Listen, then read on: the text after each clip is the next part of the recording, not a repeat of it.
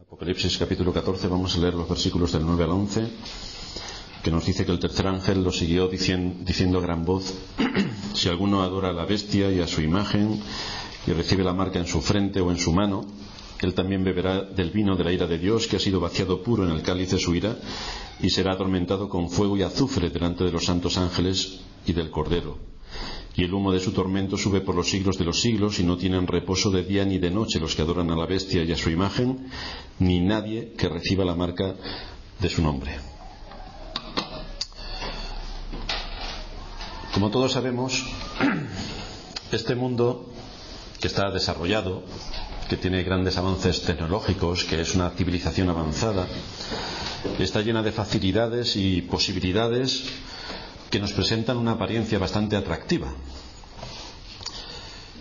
Todo tiene un propósito de seducción para que el hombre confíe en sus grandes logros, en sus grandes hazañas, en lo grande que es, en sus grandes conocimientos, y que todo esto quite de en medio al Dios como el creador, el sustentador y el que nos da todas las cosas.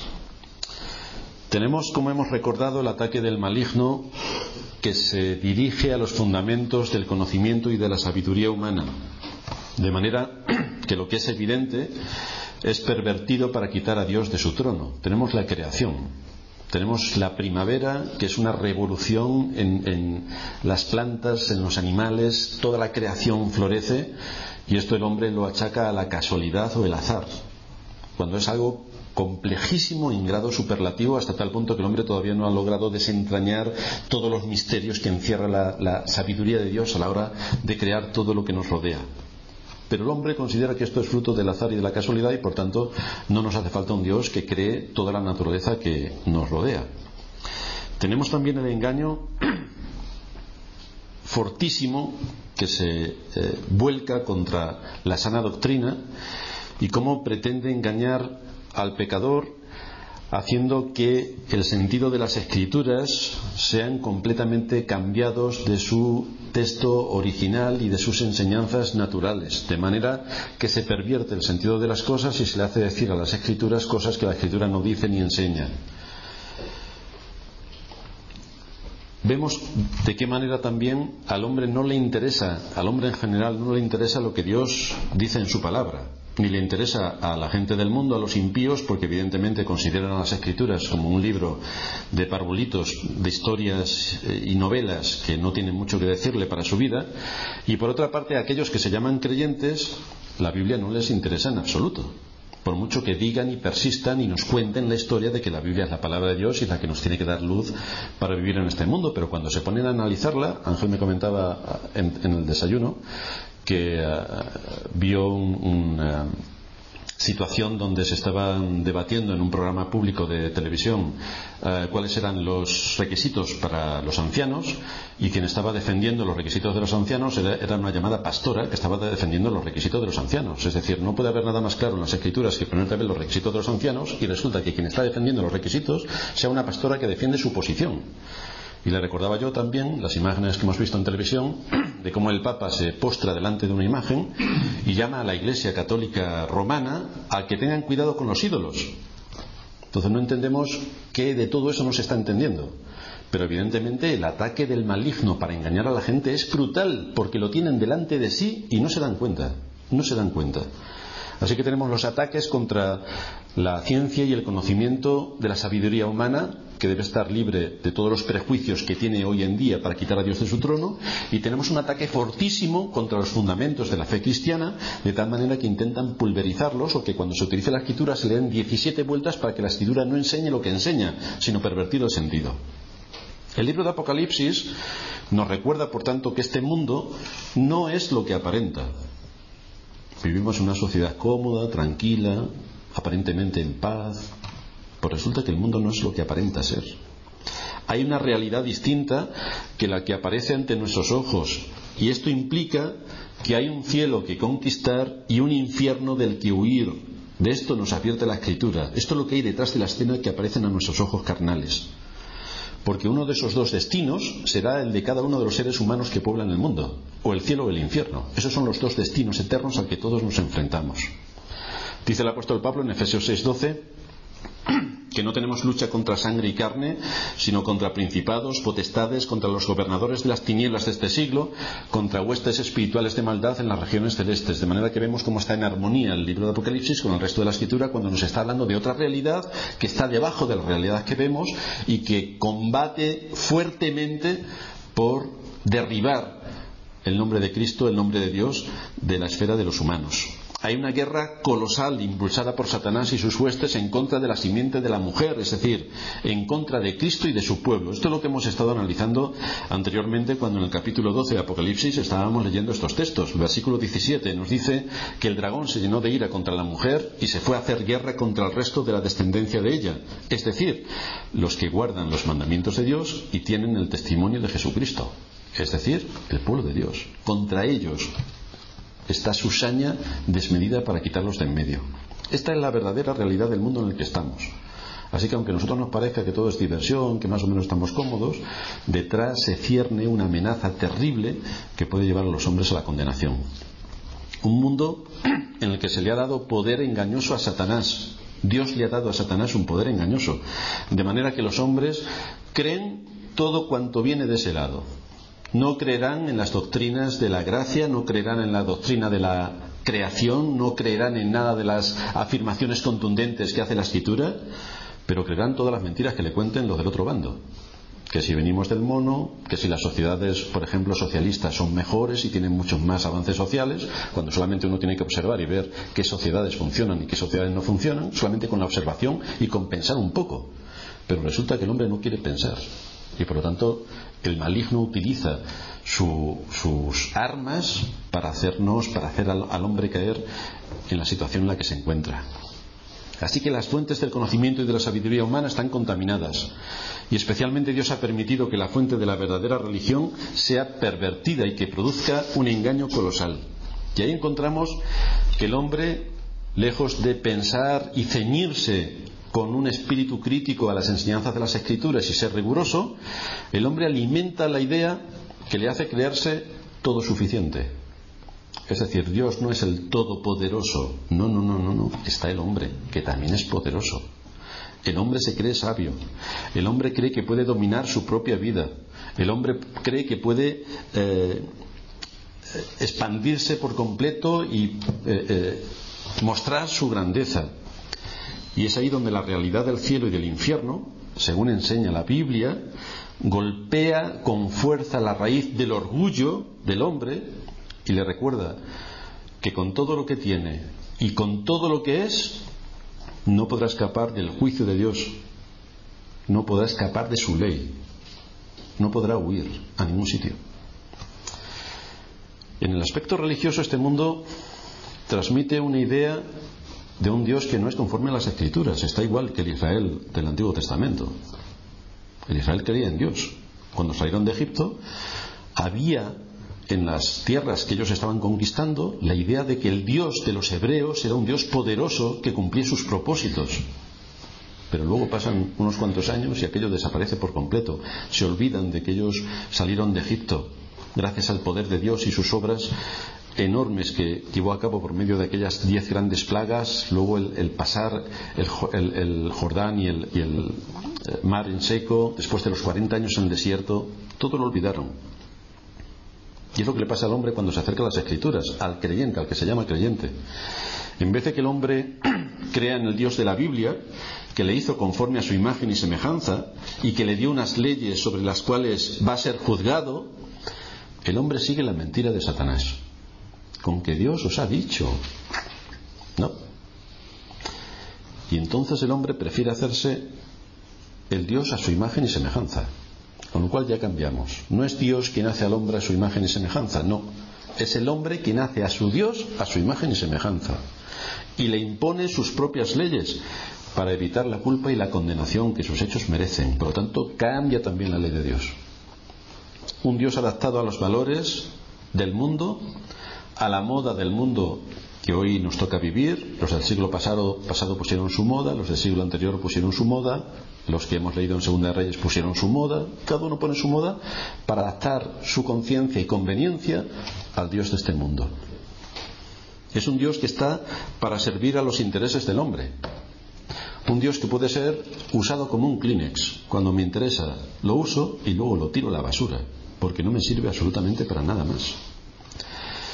Sin embargo, las Escrituras, con toda la autoridad que ellas tienen por sí mismas, le recuerdan al hombre que es Dios quien pone las reglas y las normas, y es Dios quien determina a quién manda al infierno o a quién concede, según su misericordia y en base al sacrificio perfecto de Cristo, que entre en el reino de los cielos. Es Dios quien determina todas estas realidades.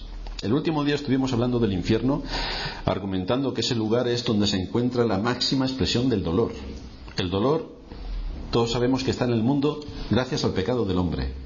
Por el pecado del hombre el dolor se introdujo en el mundo, se introdujo la muerte. Y veíamos cómo ese dolor aquí y ahora se sufre mezclado con la misericordia de Dios, y por eso podemos buscar y alimentar esperanzas de alivio, sea cual sea la enfermedad que tengamos, la situación económica por la que estemos atravesando, la situación emocional, la situación de cualquier tipo. Todos tenemos esperanza en que eso va a cambiar. Pero en el infierno estuvimos viendo que eso no es así, que es un lugar donde no existe la esperanza, que ese dolor cobra unas dimensiones desconocidas para nosotros, que es un dolor que no puede ser extinguido, según nos dice la propia Escritura. Y nos preguntábamos, ¿qué hace que el infierno sea infierno?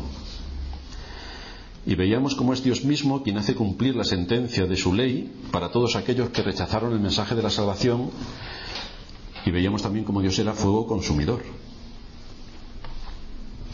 Ese lugar no será, como muchos piensan, el paraíso de los incrédulos. Aquí estamos todos los que no hemos creído en Cristo, pero para pasárnoslo bien, como se lo pasan en este mundo. En este mundo los que están sin Cristo, entre comillas, se lo pasan bien. Disfrutan de todo lo que está al alcance de sus manos y son, entre comillas, felices. Y piensan que el infierno es más o menos igual. Que es más o menos igual, que pueden estar disfrutando, como están disfrutando aquí, de todo lo que les da el mundo, y pueden así satisfacer todos sus deseos y todos sus instintos. Pero se equivocan completamente, porque eso no es lo que Dios tiene preparado para aquellos que fueron incrédulos al mensaje del Evangelio. Fijaos lo que dice nuestro texto en el versículo, la segunda parte del versículo 9. Si alguno adora a la bestia y a su imagen, es decir, al sistema que está en este mundo implantado, y recibe la marca en su frente o en su mano, él también beberá del vino de la ira de Dios, que ha sido vaciado puro en el cáliz de su ira, y será atormentado con fuego y azufre delante de los santos ángeles y del Cordero, y el humo de su tormento sube por los siglos de los siglos, y no tienen reposo de día ni de noche los que adoran a la bestia y a su imagen, ni nadie que reciba la marca de su nombre. Esto es una escena realmente escalofriante. Es por lo que decimos que en el infierno no existe esperanza, ningún atisbo de esperanza. Y no existe porque Dios mismo se asegura de que eso sea así. No es que se asegure Satanás, y como Satanás es muy malo, es el jefe de los que están allí. No. Satanás es una criatura como nosotros. Tiene poderes especiales que nosotros no tenemos por ser o por estar en una dimensión completamente distinta a la nuestra. Pero en el infierno no es el jefe del infierno. El Dios Trino no está ausente de ese terrible lugar, sino que es la razón principal del tormento en el infierno. Por eso nos dice el Señor, no temáis al que el cuerpo puede matar, temed más bien al que puede destruir el alma y el cuerpo en el infierno. A ese debéis temer. Y sobresale la escena que estas personas estarán viendo a Cristo. Es también un texto paralelo que encontramos en Apocalipsis 6:15. Vemos así como el enfoque desde distintas cámaras de todas las escenas que aquí nos está mostrando el libro de Apocalipsis se va corroborando, donde nos decía en Apocalipsis 6:15 que los reyes de la tierra y los grandes, los ricos, los capitanes, los poderosos y todo siervo y todo libre se escondieron en las cuevas y entre las peñas de los montes, y decían a los montes y a las peñas: caed sobre nosotros y escondednos del rostro de aquel que está sentado sobre el trono y de la ira del Cordero, porque el gran día de su ira ha llegado, y ¿quién podrá sostenerse en pie? Sabían perfectamente el juicio que venía sobre ellos y lo que eso conllevaba. Muchos se preguntan ¿Y esto cómo se conecta con lo que dice Pablo en 2 de Tesalonicenses capítulo 1 versículos 9 y 10, donde dice que los que van al infierno estarán excluidos de la presencia de Dios y de la gloria de su poder? Si estamos afirmando que es Dios quien se asegura de que el infierno sea el infierno, cuando en otros textos parece que dice lo contrario. El texto de 2 de Tesalonicenses dice en el capítulo 1 versículo 9: los cuales sufrirán pena de eterna perdición, excluidos de la presencia del Señor y de la gloria de su poder, cuando vengan aquel día para ser glorificado en sus santos y ser admirado en todos los que creyeron, por cuanto nuestro testimonio ha sido creído entre vosotros. Lo que todos sabemos es que Dios es omnipotente, es decir, está en todos los sitios, está en todas partes. Cristo es el que sustenta todas las cosas con la palabra de su poder, según nos enseña la Escritura, por ejemplo en Hebreos 1:3. Y no podemos entender que el infierno sea una isla en esta creación que existe y se mantiene por otra fuerza que no sea la de Dios, que está ocupado en mantener ese lugar preparado para los ángeles caídos y para los incrédulos. Este lugar fue preparado por Dios desde el principio para todos aquellos que desobedecen su palabra, para todos aquellos que se rebelan contra Dios y para todos aquellos que viven en su pecado.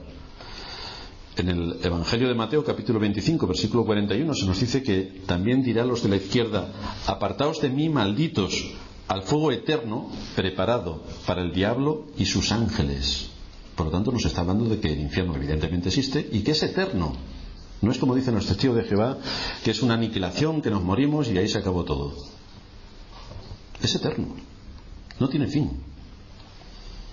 Lo que debemos de entender es que en el texto de Pablo está hablando de que se estará fuera de la presencia de Dios y excluidos de su gracia, de su bondad, de su misericordia, de todas y cada una de las bendiciones que Él derrama para con su pueblo.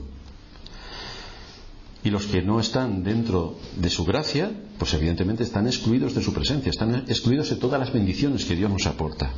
Todo este aspecto es importante y necesario para entender que Dios no está ausente del infierno, porque allí se conocerá todo lo que tiene que ver con la ira de Dios, la ira, que es uno de sus atributos.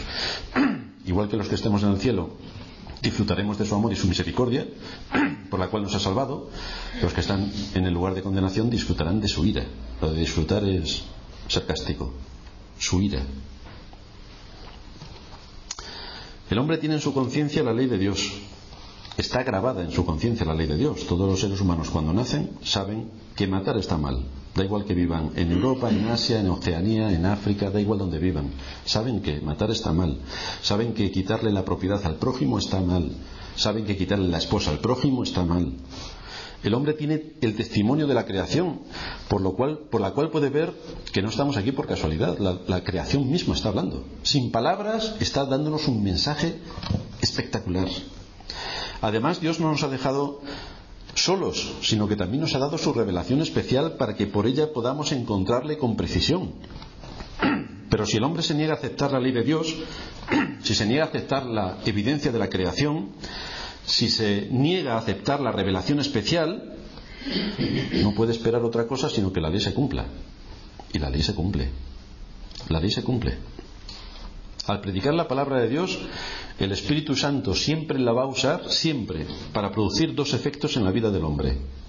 O lo salva o acaba con su condenación eterna. Dice el apóstol Pablo en 2 Corintios 2:16 que a esto es ciertamente olor de muerte para muerte y a aquello es olor de vida para vida. Tiene dos efectos la predicación, tiene dos efectos el anunciar la palabra. Así que cuando evangelizamos, si la gente no cree, serán acusados en el día del juicio de que tuvieron delante el testimonio de las Escrituras y se negaron a aceptarla. Por lo tanto, su condenación será aún mayor. Así que una misma verdad puede dar vida a unos y muerte a otros. Y uno puede pensar, ¿y esto cómo puede ser que a unos les dé vida y a otros les dé muerte? Pues vamos a ilustrarnos con un ejemplo. Estamos en nuestra casa, tranquilamente cenando, y empezamos a oír ruidos en otra habitación y nos escondemos y vemos que han entrado unos ladrones y que están sacando todo lo que pueden del lugar donde nosotros no estamos. Lo primero que nos ocurre, claro, como llevamos el teléfono encima, es llamamos al 112 para que venga la policía, sin que los ladrones nos escuchen. Viene rápidamente la policía, entran los agentes y atrapan a los delincuentes. ¿qué significan para ti los policías? ¿Qué significan para ti? Pues que te dan seguridad, encuentras el cumplimiento de la ley y te dan protección. Pero esos mismos policías, ¿qué significan para los ladrones? Exactamente lo contrario. ¿Pero hay alguna diferencia entre el policía para ti y el policía para el ladrón? No, el policía es el mismo. La diferencia está en quién está asumiendo la ley y quién no. ¿Quién está asumiendo la ley? Desde luego los ladrones no, están violando la ley. Por lo tanto, para ellos la policía es distinto que para ti. Para ellos significa peligro, juicio y cárcel. Esto es fuera de España. En España le dan un aplauso y salen los ladrones contentos, te han quitado todo, tú te has quedado en la ruina. Pero en la ley de Dios eso no es así, ni en ningún país decente tampoco. ¿Y por qué experimentamos, repito, estas cosas tan divergentes unos y otros si la policía es exactamente la misma para los dos? Es nuestra posición delante de la ley. De esta misma manera actúa Dios con aquellos que han vivido y muerto en sus pecados. Si no quieren escuchar la ley de Dios, si no quieren oír hablar acerca de Cristo, si no quieren entender lo que Dios ha dejado en su creación, si no aceptan las Escrituras, la justicia de Dios requiere que se enfrenten con la paga de su pecado. Y la paga de su pecado es muerte. Eso es lo que dice la ley.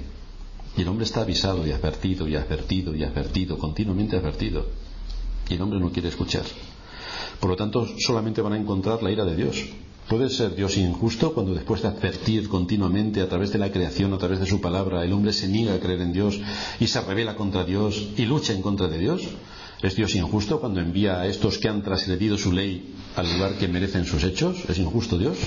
¿Tendría Dios que decir que no pasa nada y que todo se queda tan tranquilo y que entonces todo el mundo se va al cielo?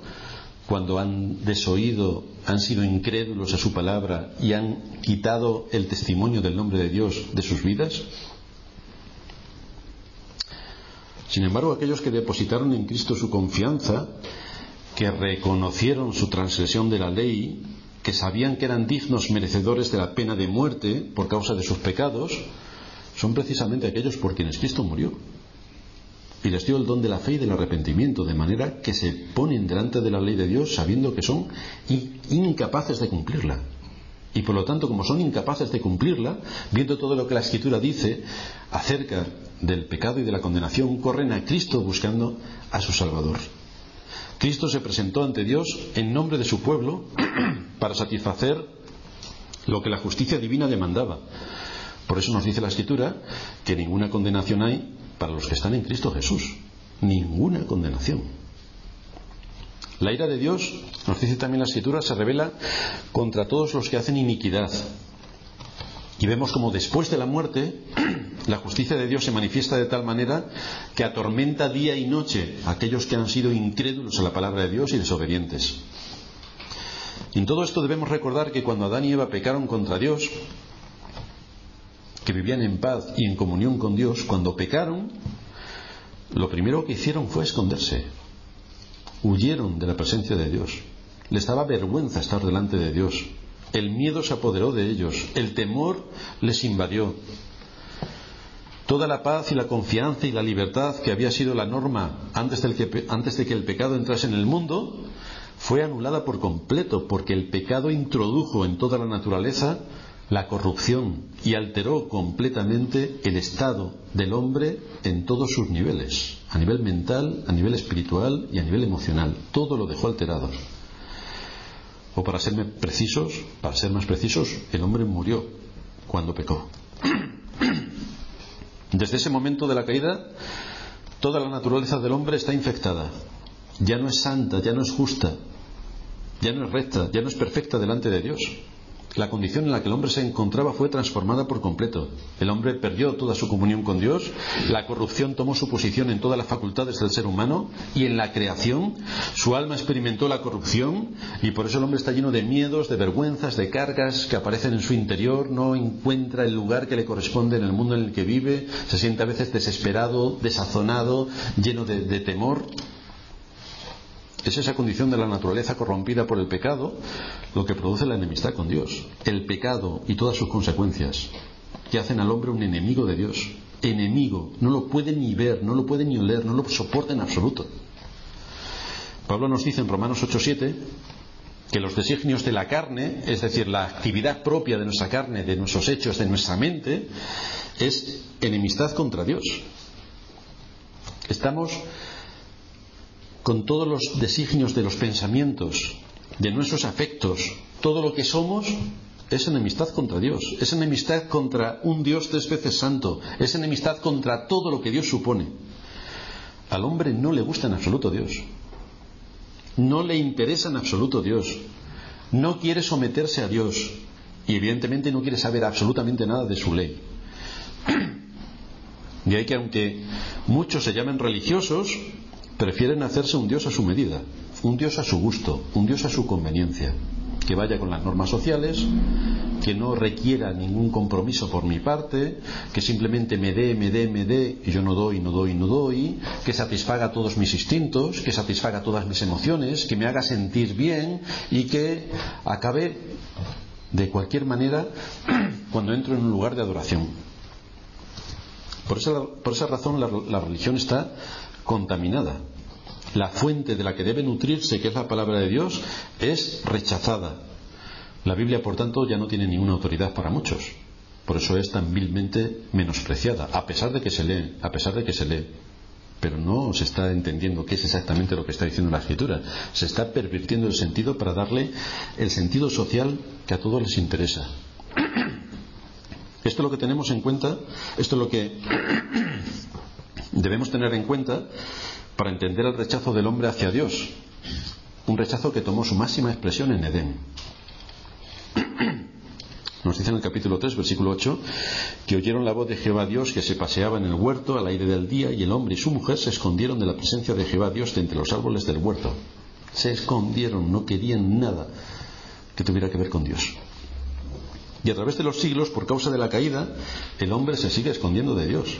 El hombre no quiere nada que tenga que ver con su palabra. Y ya lo vemos en los ejemplos que aparecen del pueblo de Israel. Nada de lo que tenga que ver con la ley de Dios. No, nada. La rechaza desde los poderes políticos, sociales y económicos, y la rechaza desde la mayor parte de la cristiandad que se llama creyente. Pues la palabra de Dios es menospreciada y rechazada. El hombre quiere ignorar la realidad que hay después de la muerte. Quiere ignorarla por completo. Así que cuando venga el día del juicio y el día de la ira de Dios y del Cordero, el hombre querrá también esconderse, pero entonces no podrá. Dice Apocalipsis 6:15, el texto que leíamos antes, que los reyes de la tierra y los grandes, los ricos, los capitanes, los poderosos y todo siervo y todo libre se escondieron en las cuevas y entre las peñas de los montes, sabiendo que el gran día de su ira había llegado y nadie podría mantenerse en pie. La naturaleza pecaminosa del hombre ve en Cristo una amenaza, ve en Cristo un enemigo que le va a decir dónde está su pecado, que le va a señalar y que le va a condenar, y por lo tanto, como no quiere verlo, simplemente lo ignora.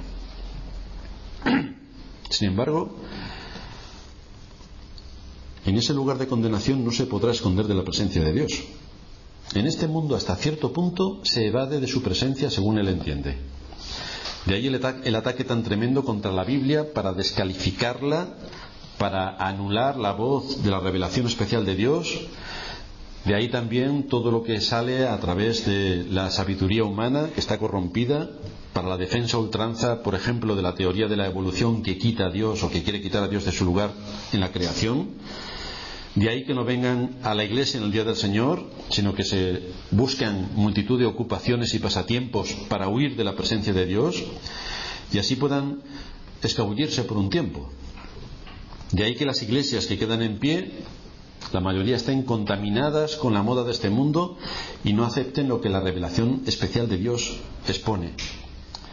Pero llegará el día en el que no podrán seguir huyendo más, no podrán seguir rechazando la realidad de Dios, tendrán que presentarse ante su presencia y tendrán que pagar por la enemistad manifiesta y patológica que el hombre tiene respecto a su Creador. Si observamos bien nuestro texto, veremos que nos dice que aquella copa amarga de la ira de Dios es vaciada pura, es decir, con absoluta claridad, sin nada que la pueda contaminar de otros asuntos como la misericordia. No. La ira pura, en todo su esplendor. Para muchos esto no es más que una palabra, un poco desagradable, un poco incómoda. En fin, quizá no se quiera referir a esto porque estamos hablando de que el libro de Apocalipsis es simbólico. Entonces, quizás se refiere a que esto es algo un poco pasajero. Pero es que lo que estamos leyendo en Apocalipsis está en sintonía con el resto de las Escrituras. Por ejemplo, Pablo dice en Romanos 1:18 que la ira de Dios se revela desde el cielo sobre toda impiedad e injusticia de los hombres. Pero la gente se mofa de la Escritura y dice: yo no entiendo nada de lo que dice la Escritura, esto de la ira de Dios, pero si Dios es amor, como todo el mundo sabe, si Dios es bueno. Si Dios es bueno no puede tener ira, porque parece un contrasentido. No podemos tener dos ideas a la vez sobre un mismo asunto. Por ejemplo, un fuego está quemando algo, pero también nos da luz. Nos da calor y nos da luz. El sol nos da luz y nos da calor. O sea que una misma cosa puede tener dos variantes distintas. Y Dios también, en su misericordia, presenta una multitud de perfecciones. Una es su amor, otra es su misericordia, otra es su gracia, otra es su justicia y otra es su ira. Pero está al mismo nivel que el resto de sus perfecciones. No es ni mejor ni peor, son sus perfecciones, por lo tanto todas son buenas. Pero el hombre no quiere entender todo lo que tiene que ver con la ira de Dios. Pero la Escritura dice que la ira de Dios está sobre el hombre, continuamente. Sin embargo, ¿cómo podemos casar esto de que la ira de Dios está sobre el hombre, incluso que nosotros éramos hijos de ira, lo mismo que los demás, es decir, que los demás son hijos de ira? ¿Cómo pueden ser hijos de ira y los vemos tan felices? Los vemos tan felices. Los vemos cómo se ríen, cómo disfrutan de la vida, cómo se lo pasan bien, cómo planifican sus proyectos. Y nosotros a veces nos comparamos con el salmista en el Salmo 73, que dice: yo en vano he lavado mis manos y me he esforzado y me he sacrificado y no hay forma de que avance. Y mira estos impíos que pasean su lengua contra el cielo, que blasfeman de todas las maneras posibles y prosperan. ¿Cómo puede ser esto? ¿Cómo puede ser esto que los impíos prosperen y aquel que es temeroso de Dios tiene 1000 dificultades y no prospera ni loco? Luego Asaf termina diciendo que al final vio el fin de ellos, es decir, cuál es la situación final de los impíos y cuál va a ser la situación final de los creyentes. Y eso también es lo que podemos ver en el mundo. Vemos a la gente cómo planifica sus proyectos, cómo logran con creces los deseos de su corazón, cómo tienen bienes, cómo tienen trabajo, cómo tienen amigos, cómo se divierten. Y no se pregunta: ¿y qué ira de Dios está sobre ellos? Si se lo pasan mejor que yo, si están... Los trabajos les van fenomenal, disfrutan de todo lo que tienen, no paran de ir de acá para allá y se les ve que están completamente animados en este mundo. Por lo que podemos ver ahí es una muestra de la misericordia de Dios. Cómo Dios en su misericordia hace salir el sol sobre justos y sobre injustos. Cómo Dios en su misericordia riega los campos. Y da igual que sea de un creyente o de un incrédulo, riega los campos. Cómo Dios en su misericordia hace tantas cosas. Pero su misericordia tendrá un fin. Y mientras que hay un tiempo de misericordia y de gracia, Dios está siendo anunciado por medio de su pueblo. Está siendo anunciado continuamente. Los hombres no quieren ver la misericordia de Dios, porque claro, es que Dios no existe. Por lo tanto, no podemos ver su misericordia en algo que yo estoy ganando por mis propios esfuerzos. Sin embargo, cuando el hombre viene a este mundo, en su conciencia vienen algunas cosas clavadas, entre ellas que existe un Dios y que uno es una criatura. Pero los hombres quieren mantener amordazadas sus conciencias, no quieren que la conciencia le diga la realidad de su situación, la realidad de Dios y la realidad del mundo. Como no quieren acercarse a Dios, el arma que usan para anular esa realidad es ignorar la voz de la conciencia, de manera que la alimentan con su propio pecado y desde luego con el mundo que les rodea, permitiendo que sean corrompidas. Y entonces, en vez de que la conciencia se alimente de los fundamentos correctos, se alimenta de todo lo que está pervertido, y eso hace que la conciencia cambie su posición. La conciencia, por lo tanto, no puede hacer sus funciones porque está contaminada por el pecado, de manera que, a pesar de tener la ley de Dios grabada en ella, es posible anular la ley de Dios de la conciencia y poner en su posición el pecado natural que hay en el hombre, y sobre todo como la sociedad en la que estemos viviendo sea depravada y libertina, con el paso del tiempo la conciencia se amolda a eso y es depravada y libertina. Esto es lo que vemos también con algunas personas que cometen graves pecados o pecados de terrorismo incluso, y las veis que están tan contentas como héroes, saliendo como si hubieran hecho el mayor de las hazañas posibles en el mundo, cuando son unos asesinos y unos terroristas. Dos preguntas que tenemos que hacernos respecto a esto. ¿Qué es la conciencia? ¿Cómo podemos hacer que una conciencia sea buena? ¿Cuáles son los mecanismos que tenemos para que la conciencia actúe correctamente y pueda buscar a Dios de acuerdo a la luz que tiene? Dice un comentarista que la conciencia es esa facultad del alma que permite que la conducta sea sometida a juicio para corregir el mal a través de este principio interior que determina la legitimidad de nuestros pensamientos y de nuestros hechos. Dice que la conciencia ha sido formada moralmente con capacidad para evaluar la justicia y determinar si algo está bien o está mal. Por eso, cuando en cualquier sociedad la gente sabe qué es lo que está bien y lo que está mal, porque se lo dice su conciencia. De la misma manera que tenemos los 5 sentidos, sigue diciendo el comentarista, que nos ponen en contacto con el mundo exterior y evaluamos nuestro entorno a través de ellos, así también tenemos un instinto moral que nos informa. Es una facultad que va mucho más lejos en cuanto a sus percepciones que cualquier sentido corporal. Hay un ojo interno que ve en la naturaleza lo derecho y lo torcido. Hay un oído interno que es sensible a las palabras cuando son rectas. Hay un tacto interno que sabe cómo hacer las cosas sin que se altere la justicia. Hay un olfato interno para percibir cuál es la mejor forma de actuar. Y hay un gusto interno que sabe cuándo las cosas están en su lugar y cuándo no. La conciencia es ese principio misterioso que pone una alarma en nosotros ante lo bueno o lo malo. Por tanto, es el mismo centro de la responsabilidad humana. El hombre que viola sistemáticamente su conciencia atenta contra la ley de Dios y contra su Creador. Esto es la conciencia, que todo el mundo tiene. Por lo tanto, no es un eximente. Yo no sabía la ley para que el Señor no nos juzgue, porque tienes la conciencia que te juzga. La conciencia nos proporciona conocimiento y la conciencia establece juicio.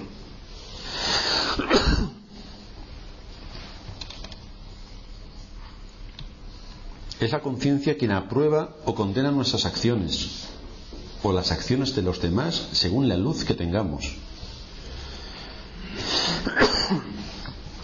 Es una implantación de la justicia divina en todas las criaturas racionales, en todos los seres humanos. Así que cada uno puede evaluar y puede dictaminar las situaciones, las actitudes, las conductas de todos los que le rodean y la suya propia. La conciencia lleva el control de nuestros pensamientos, lleva el control de nuestros afectos, lleva el control de nuestras acciones y refleja cualquier cosa que se propone delante de la ley que está en la conciencia. Emite un juicio. Ahora esta conciencia puede ser manipulada perfectamente para que el juicio que debe emitir no sea de acuerdo a la ley, sino de acuerdo a la conveniencia. Si la conciencia se alimenta de la luz que nos da Dios en su palabra, es guiada y es formada y es moldeada para establecer juicios correctos. Pero sin la luz de la palabra de Dios, las presiones del mundo, las modas sociales y el pecado propio que está en el corazón, que es perverso más que todas las cosas, hace que la conciencia se vuelva corrupta y anule completamente el sentido de justicia. Por eso a los israelitas les parecía de lo más normal coger a sus hijos recién nacidos y quemarlos. A nosotros nos parece una barbaridad, o sea, es horrible. Por eso en nuestras sociedades descuartizar a un bebé en el seno materno parece normal. Y hace un siglo, hace 2 siglos o dentro de 5 parecerá una situación terrible. Pero la conciencia ves cómo se puede manipular y cómo se puede pervertir. Cuando Dios en su gracia nos despierta a la nueva vida en Cristo, cuando se lleva a cabo el nuevo nacimiento, la conciencia empieza a liberarse del engaño del pecado y empieza a tener otros valores completamente distintos a los que tenía antes, hasta el punto de que el hombre puede ver de qué manera ha atentado contra la ley de Dios de qué manera ha violado los mandamientos y de qué manera solamente en Cristo puede encontrar el perdón de sus pecados, es cuando Dios le da el don de la fe y del arrepentimiento. Y entonces, delante de la conciencia, presenta todo su caso, le acusa de culpabilidad y tiene que correr a Cristo para buscar el perdón de sus pecados. Recordad a Josías como cuando encontró el libro de la ley de Dios y su conciencia fue expuesta a la palabra de Dios, como su conciencia fue moldeada. Y lo primero que hizo es derribar todos los altares de los dioses falsos, ejecutar a todos los profetas falsos, a todos los sacerdotes y hacer una limpieza en el territorio de Israel tremenda. Y así ocurre con la persona que es traída a la salvación. ¿Cuánto sabemos de gente que venía del catolicismo? El pastor Sugel nos cuenta en su testimonio cómo en casa de sus padres había ídolos porque eran católicos, y cómo cuando fueron convertidos cogieron un mazo y acabaron con los ídolos, los destruyeron por completo. Y eso es lo que está en la conciencia de cada hombre, sus ídolos. Y cómo es requisito imprescindible cuando la palabra de Dios es presentada y es asumida, cuando el Espíritu de Dios obra en el corazón de los que ha traído de muerte a vida, cómo los ídolos son erradicados por completo. Cómo en Cristo se puede encontrar el perdón de los pecados, cómo Cristo limpia la conciencia.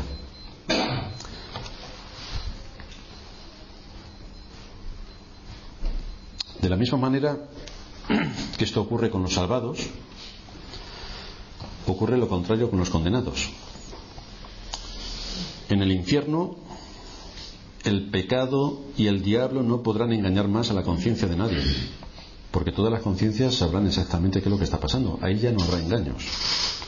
Esto quiere decir que esas conciencias que antes habían sido cauterizadas y que vivían en su mundo de libertinaje, su mundo de depravación, su mundo de perversión, ahora tendrán establecida la ley de Dios con absoluta perfección delante de ellas. De manera que esa conciencia que dictamina el bien y el mal será un instrumento de la ira de Dios sobre cada uno de los condenados. La conciencia será un instrumento de la ira de Dios sobre cada uno de los condenados. ¿Y cómo se produce esto? Fijaos cuando la memoria empieza a traernos a nuestra mente una escena de forma repetitiva y continua, una escena dolorosa. Cuando la memoria empieza a hacer esa función, nos deja completamente destrozados. Y es exactamente lo que ocurrirá en el infierno. La memoria va a traer el recuerdo del mal que esas personas han hecho. La conciencia se va a encargar de condenarlo por no haber querido escuchar la voz de Dios. Va a traer a su recuerdo las veces que rechazó la misericordia divina. Va a traer a su recuerdo las veces que despreció la revelación de Dios. Va a traerle a su recuerdo las oportunidades que tuvo para creer en Cristo y cómo lo rechazó. Va a traer a su recuerdo cuántos pecados ha cometido y de qué manera era insensible a la ley de Dios. La memoria le traerá todas las veces que fue expuesto a la palabra de Dios, y la conciencia le seguirá acusando continuamente de lo que ha hecho delante de la ley de Dios. La memoria le va a recordar todos sus tratos con Dios, todas las veces que le escuchó y lo desestimó, todo lo que tiene que ver con el anuncio del Evangelio. Ese es el gusano que nunca muere del que habla Cristo. Un gusano que nunca muere, que siempre está haciendo su labor, la conciencia, continuamente machacando al hombre por su pecado, al hombre por su desobediencia, al hombre por su transgresión de la ley. Está bajo la condenación y la culpa de una conciencia que nunca callará, nunca podrá ser silenciada. Continuamente estará siendo expuesto delante de su conciencia por las veces que desoyó la voz de Cristo.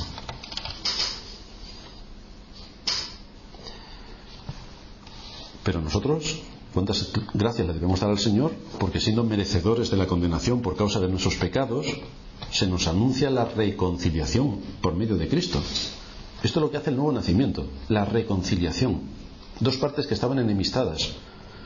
Como Dios, por medio de Cristo, por medio de su Espíritu, nos da una nueva naturaleza que encuentra su principal deseo en Dios, que busca a Dios, que quiere sustentarse en Dios, que desea a Dios, que quiere servir a Dios. Y ha hecho que nosotros, que éramos sus enemigos, hijos de ira, lo mismo que los demás, hayamos sido convertidos en amigos.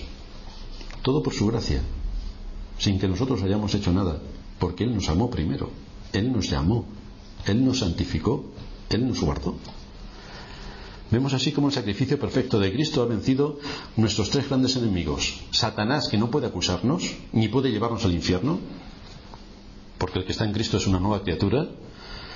La muerte eterna no tiene poder sobre nosotros, porque con la resurrección de Cristo la muerte perdió su poder, y el pecado ya no puede llevarnos al infierno, porque Cristo pagó en la cruz el pecado de todos nosotros. Esto implica que ni la conciencia, ni la ley, ni los hombres, ni Satanás, ni nuestro pecado nos pueden acusar delante de Dios, porque hemos sido libertados.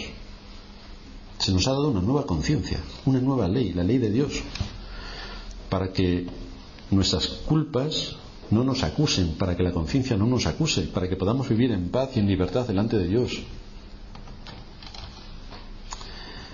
De manera que, como dice Pablo, ninguna condenación hay para los que están en Cristo Jesús. Unas palabras de advertencia para terminar. Nos causa una profunda tristeza que tantos vayan a ese lugar de condenación, que son engañados por el Dios de este mundo, que son engañados por su perverso corazón y que quieren seguir escuchando su perverso corazón y al Dios de este mundo para servir al Dios de este mundo, olvidando lo que Dios en su palabra nos expone. Así que, como esa es la situación del mundo en el que vivimos, como han sido contaminados las fuentes del conocimiento y de la sabiduría humana, como hay un ataque frontal contra el Evangelio y contra la verdadera religión, no tenemos sino que seguir orando y clamando al cielo y suplicando a Dios que nos dé oportunidades para predicar el Evangelio a los perdidos, que tenga misericordia de los perdidos, que su palabra pueda seguir siendo predicada, que pueda ser usada por el Espíritu Santo para llamar a la salvación a los perdidos. Ahí tenemos que estar involucrados, en la condenación eterna que se cierne sobre los pecadores y en la responsabilidad que nosotros tenemos de anunciar el mensaje de salvación.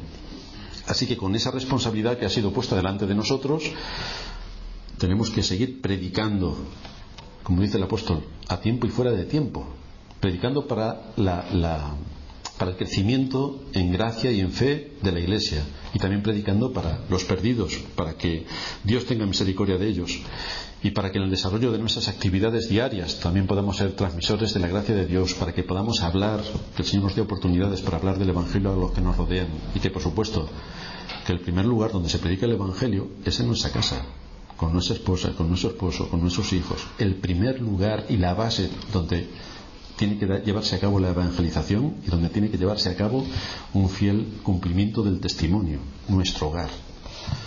Así que tenemos muchas cosas que hacer y tenemos claras advertencias de las Escrituras acerca del juicio de Dios y de todo lo que eso conlleva, para que temamos y para que actuemos en consecuencia. Vamos a terminar en oración.